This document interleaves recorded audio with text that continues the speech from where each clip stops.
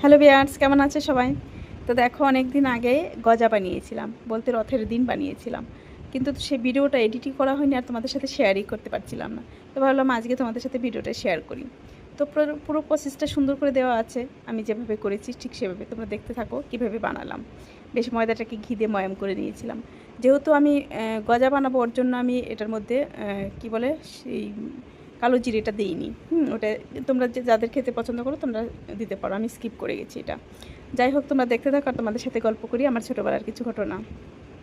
তো যখনই রথের মেলায় যেতাম বা যে কোনো মেলা খেলায় দেখতাম বেশ জিলেপি, নিমকি আর এই গজা থরে থরে সাজানো, কী যে ভালো লাগতো দেখতে।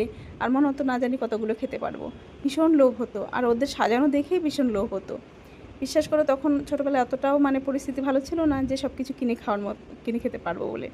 তো যাই হোক, তখন তো খুব একটা খেতে পারিনি, কিন্তু লোভ হয়েছিল প্রচণ্ড। আর ভাবতাম এরা কী করে বানায়, না জানি কত অনেক কষ্ট বানাতে, না জানি অনেক কিছু লাগে আগেকার, সেটাই আমাদের মনে হতো।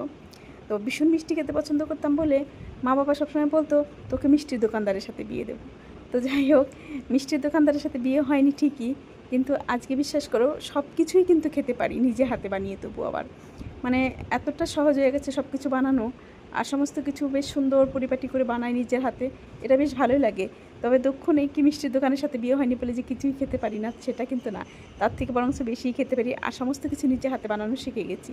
এটা ভাবলে সত্যি অবাক লাগে যে একটা দিন আমরা ছিলাম যে এগুলো খাওয়ার জন্য খুব মন খারাপ করতো, কবে খেতে পারবো, কবে একটু বড়লোক হবো, কবে সব কিছু নিজের হাতে কিনে খেতে পারবো। তো যাই হোক, তো আজকে দেখো গজাগুলো খুব সুন্দর করে বানিয়ে ফেললাম। অনেকদিন ধরে দেখছিলাম রথের মেলা আসার আগে এই ভিডিওটা বেশ ভাইরাল হয়েছিল, যে কেউ মানুষ দেখছি গজা বানাচ্ছে। তো ভাবলাম যে আজকে চলো আমি একটু বানিয়ে ফেলি। তো তোমরা কে কে পছন্দ করো বলো গজা খেতে? আমি কিন্তু যে কোনো মিষ্টি আমি ভীষণ পছন্দ করি, জিলিপি, গজা। আর টুকটাক বানাতেও পারি, একদম যে কিছুই পারি না তা না, যে কোনো একটা ভিডিও আমি দেখলে সেটা আমি ঠিক বানিয়ে নিতে পারি। তো এই যে দেখো গজাটা কেমন হয়েছে জানিও, বেশ দেখতে কিন্তু লোভনীয় হচ্ছে, দেখো কতগুলো লেয়ার পড়েছে।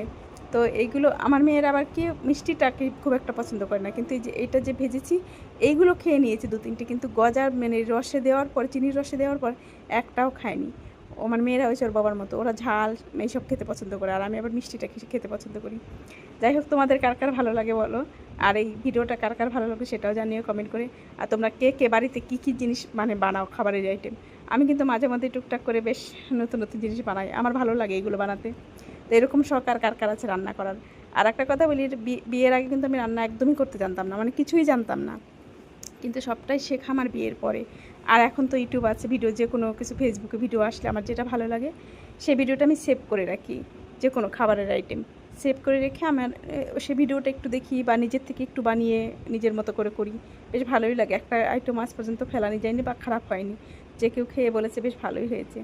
আর আমার মেয়েরা কিন্তু বলে মাম্মা একটা রেস্টুরেন্ট খোলো তুমি, যে কোনো কিছু একবার চোখে দেখলে তুমি এত সুন্দর করে করো যে বাজারের জিনিস আর খেতে ইচ্ছে করে না, তুমি একটা রেস্টুরেন্ট খোলো, বেশ সুন্দর চলে যাবে। আমি বলি রেস্টুরেন্ট খুলে রেস্টুরেন্টের লোক আসবে না, আমরাই খেয়ে উদ্ধার করে দেবো। আর মেয়ের বান্ধবীরাও কিন্তু সেই একই কথা বলে যে তোর মাকে একটা রেস্টুরেন্ট খুলতে বলবি। বেশ, তো বাই বাই, কেমন লাগলো জানি আমার ভিডিওটা।